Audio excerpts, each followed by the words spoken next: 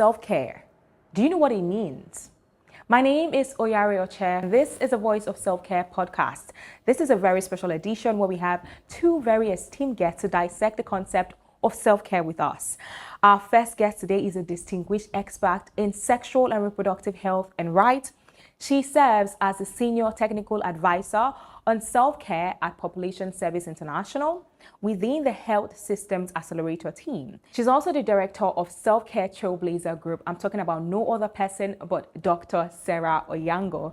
It's a pleasure to have you on the show, ma'am. Welcome. Thank you very much. And it's such a privilege to be on the show to talk about this important topic of self-care. Thank you for inviting me. It's my pleasure. Now, our second guest today is a phenomenal and seasoned expert with over 15 years of experience in health and development across Africa. She is a senior monitoring advisor at Population Services International, PSI, and she's also a very active member of the Self-Care Trailblazer Group. Please join me in welcoming Ms. Judy Mwangi. I'm not sure I pronounced your name right. Please pardon me. Did I pronounce it right? It's okay. Okay. Welcome to the show. It's a pleasure to have you, ma'am. Thank you for having me on this show. Good morning, good afternoon, good evening from wherever you may be. It's a pleasure to be on this platform to talk about the monitoring work we do with SCTG. Thank you. Thank you very much. Now let us begin by addressing the fundamentals. What exactly is self-care? Yeah, that's a tall question. When we say what exactly is self-care, I think we are all thinking it's something we don't know. Self-care has been in existence for centuries. What we do every day when you brush your teeth, when you take a shower, when young girls manage their menstrual cycles, all those are elements of self-care. What's happening currently is that we have elevated self-care to the next level. And in 2019, the World Health Organization developed a guidance that includes a broad definition for self-care. So in that definition, self-care is the ability of individuals or families or communities, their ability to promote health, to prevent disease, and also to manage health and disability. So it's within this definition, we're talking about the ability of people to take action to manage their health with or without the help of a health provider. Because that's critical. We noted during COVID that many people didn't have access to health providers and they have to make decisions about their health themselves. We also know that we have a large shortage of health workers in our countries on the continent, including here in Nigeria. And so self-care empowers the individual to take responsibility for their own health.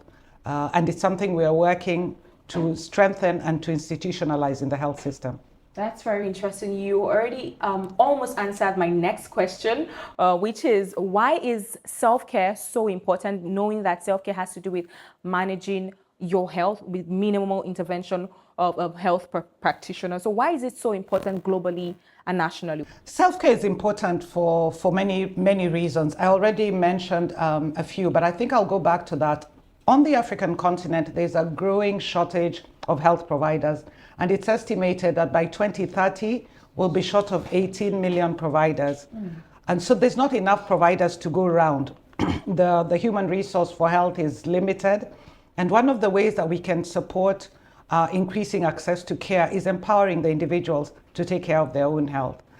So that's one of the main reasons that we promote self-care. But we know that by doing this, self-care can contribute to countries achieving universal health care. So those who are unable to access care because of they're living in humanitarian settings or they're marginalized communities can be empowered to also seek care using self-care.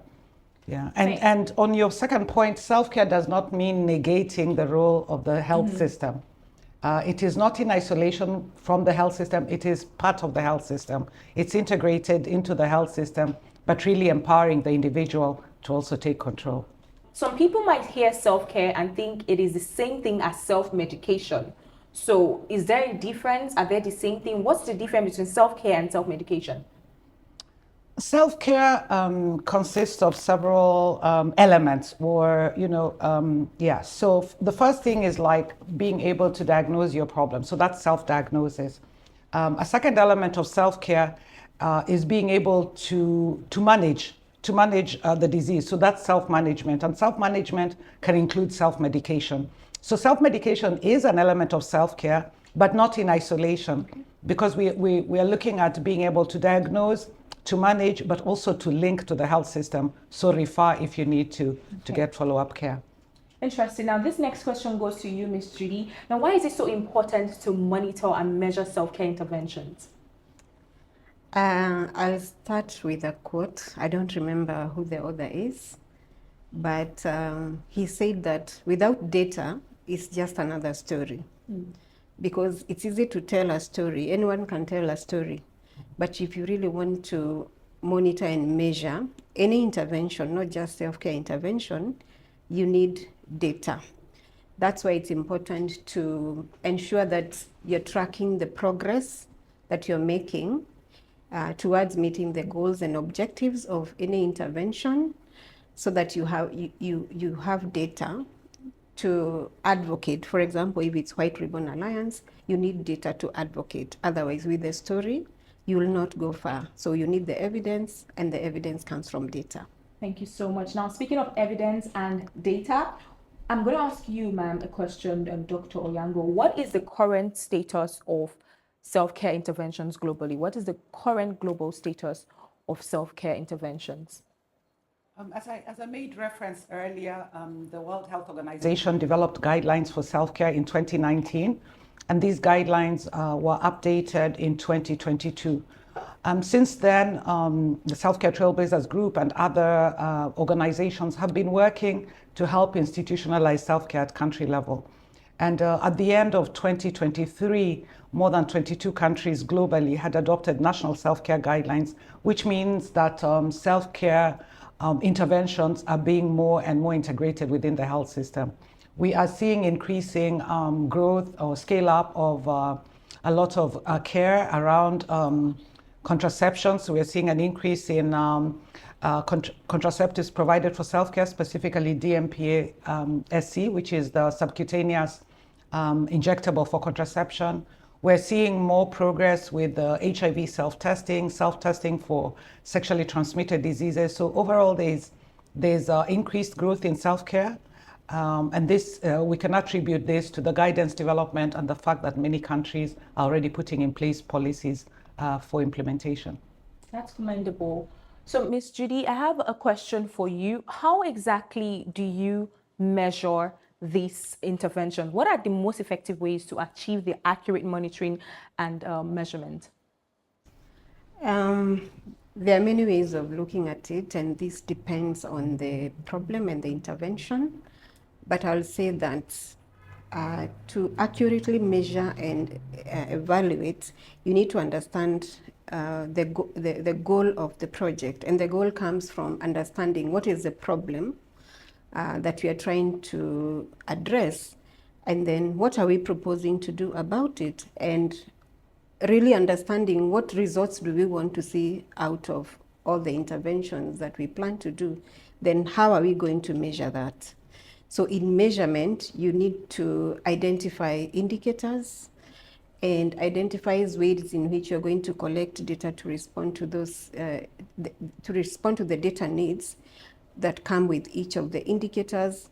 And you need to have systems in place to document the progress that you're making within each indicator. And you need to review the data, every so often, and also triage which indicators you're going to monitor on a routine basis and which indicators you're going to assess periodically for evaluation or assessments, because some of the indicators require surveys, research methods and all that.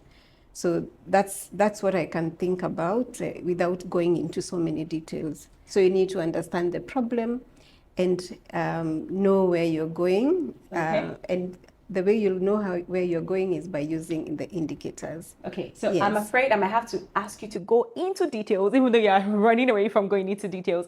And I'm going to ask you to touch a bit about how these indicators are selected. How are the indicators used to measuring this self-care intervention selected? So I'll talk about SCTG and the indicators for self-care. So when we started doing the work, we didn't have any specific indicators for the countries to use. And it's because even if self-care is not, it's not a new phenomenon or a concept, there hasn't really been a systematic way of, measuring the work that is going on in self-care, at least in the areas that we are focusing on.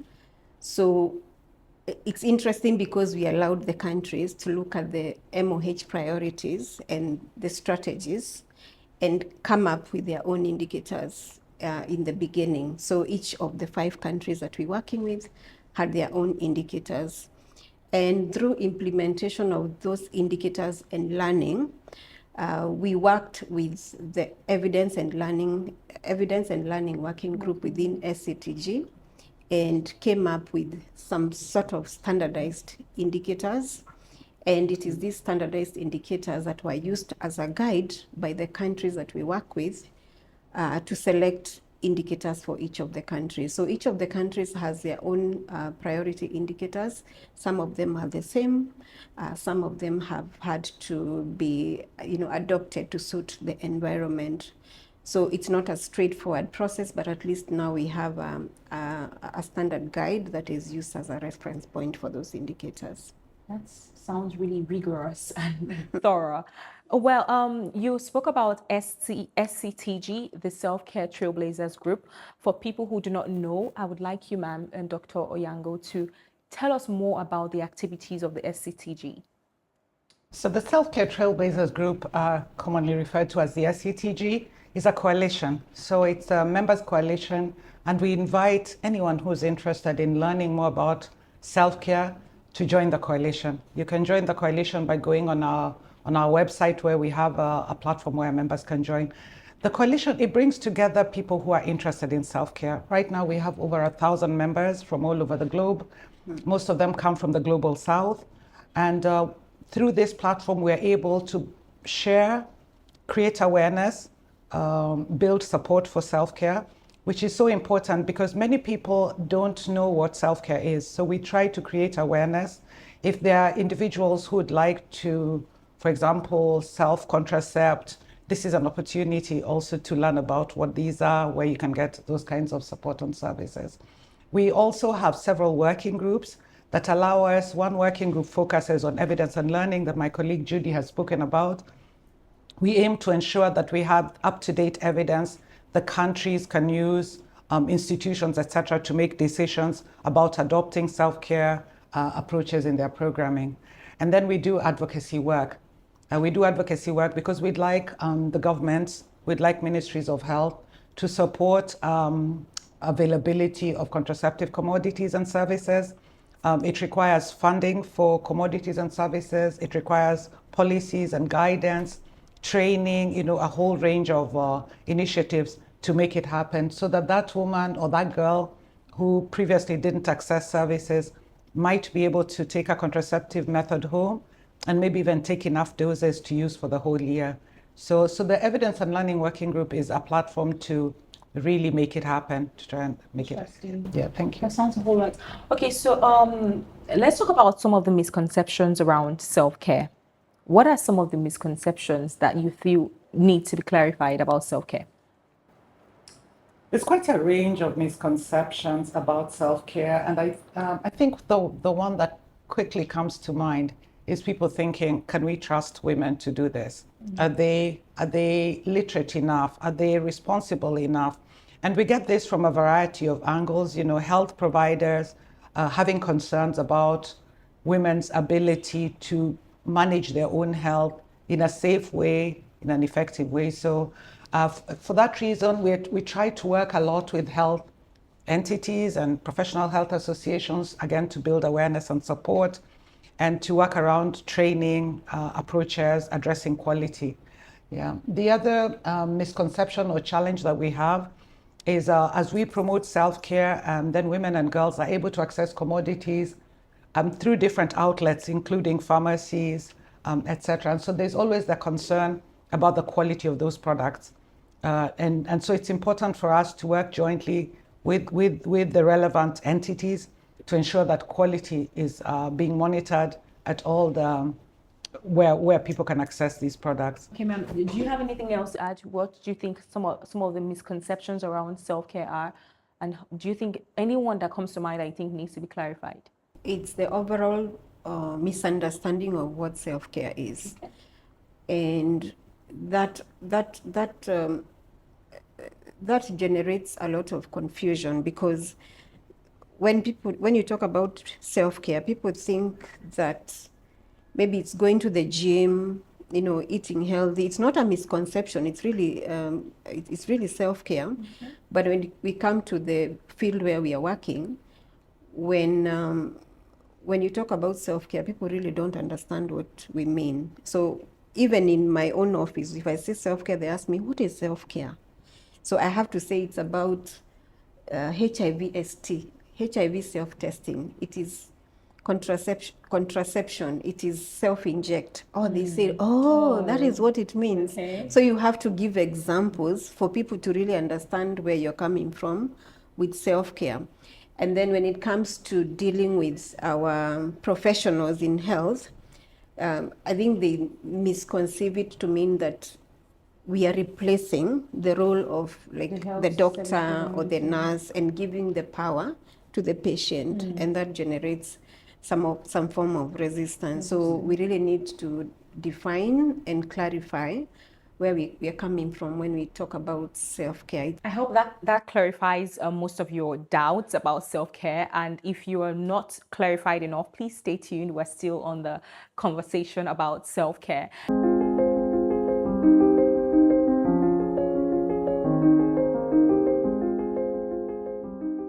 Ms. Judy, I'm going to ask you this. So in Nigeria, the Federal Ministry of Health, in partnership with some NGOs, have developed a national framework, a measurement framework for self-care. So how do you suggest that we can build on this already existing framework? How do you think we can make progress? Thank you for that question. And it's always exciting when I talk about Nigeria and having been able to develop the national measurement framework on self-care, because it's the first country that took on the challenge among the 5 countries that we are working with. And every time the countries ask us how to go about it, we refer them to Nigeria. So kudos for that. One of the things I can say about frameworks, it's not enough to have a framework. For example, for Nigeria, we need to ensure that this framework is working hand in hand with the national self-care guideline that had been developed earlier. And then number 2, because the framework is supposed to be a framework, the framework is supposed to help us track the progress that we're making within the self-care guideline. We need to ensure that we have, annual plans, annual monitoring plans, to guide partners and ensure that they understand those indicators. They own the indicators as well, not just the MOH, but also the partners and all the stakeholders that we're working with. And most of all, we need a budget for it, because even an M&E plan for a project, without staffing, without the resources to go out there and collect the data, without the documentation, catering for the documentation cost, data sharing, it doesn't resort to anything. Yes. So we need to ensure that we are operationalizing this framework by providing the resources that are needed to make it a reality. That is profound. You have to ensure that these frameworks are implemented, in short, right? That is the summary of what we are saying. Now, Dr. Onyango, I'm going to ask you this. Considering how important self-care is, what steps would you recommend for expanding the already existing initiatives, especially here in Nigeria? I think we have already done a lot of work. In Nigeria, the National Self-Care Guidelines were developed around 2021. So we are already at that stage where we've been rolling the guidelines, looking at implementation, scaling up interventions. And so there's a lot of work going on in the country, and a lot of good work by all the service providers, by all the different organizations, both local and international. One of the approaches we have used as the Self-Care Trailblazers Group is really to support countries to develop national self-care networks. And I know that such is the case in Nigeria, with the Ministry of Health leading the convening of key stakeholders to help move self-care to the next level. We also support local organizations to serve as conveners, so really bringing everyone to the same room. We've seen a lot of vertical work going, silos, organizations working in silos, so we recognize the importance of bringing everyone together and convening them. And in that regard, we are working closely with WRA Nigeria and support them to build the advocacy work in Nigeria, reach out to stakeholders for their support and commitment through awareness building, and through just having them, the key people on the table to make decisions around this important area of work. Thank you very much. Ms. Judy, for health practitioners who might be tuning in, how can they effectively record and manage data at the local level? Yeah, that's a very good question. And that is where our monitoring begins, because service delivery points is where the clients come, they get the services, and now that's when we capture, the client's reach.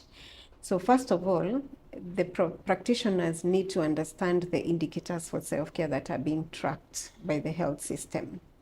Then number two, they need to have the tools that are required to record that data effectively. Number three, they need to have the tools to summarize the data and report it to the health information system. And what I have realized amongst the countries that we work with, Nigeria is also, again, one of the countries that took the first step to ensure that self-care is being, the self-care data is being captured within the health facilities. And I can confidently talk about the self-inject. It's already disaggregated by the provider initiated and the self-inject, which is a very good indication of how the country is making efforts to institutionalize self-care and ensure that the data is available for making decisions. So the only bit that we may need to improve on is how we are reporting that data. So all the time ensure that the data capture, the reporting is done, and then now the use of data by make sure it's analyzed and that it is shared and that it's being used to plan, for example, for commodities. How do you know how many commodities you need or how much commodities you need if you don't know how many clients we are serving? So we need these systems end to end. And it all starts with the health provider at the facility level. And we also need to ensure that the higher levels are supporting the lower levels in making this process successful. Thank you very much. Thank you very much, Dr. Onyango. Thank you very much, Ms. Judy. Before I let you go, do you have any final words for our audience watching right now? I started off by saying that self-care is not a new concept, and self-care is an important concept. We know that this is a concept that really empowers the individuals, and we want to empower our populations, our women, to be key decision makers for their own health. But self-care doesn't only empower the individuals, it also gives them it enables us to reach those who are otherwise not reached within the traditional health system, and is therefore very important in contributing towards achieving universal health coverage, something that we're all committed to in our countries in Africa, to ensure that we're reaching the last mile with services. Self-care is an important part of that equation.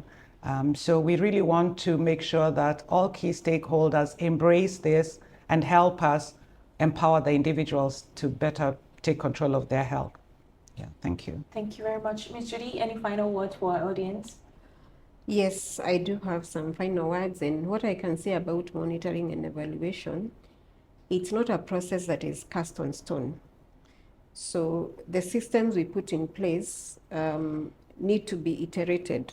As we get information, we get data, we get information, we get evidence, we learn and adapt. For example, the National Self-Care Guidelines for Nigeria is due for review next year. 5 years since it was developed. And we have already said we have a measurement framework. So this measurement framework needs to be aligned to the new self-care guidelines that will be developed next year or the year after. And it doesn't mean that once you have them in place, you should stop there. So you need to keep learning and improving your measurement approaches as you go, especially in this area, self-care, which is kind of innovative. So we need all the evidence and iterations that are needed.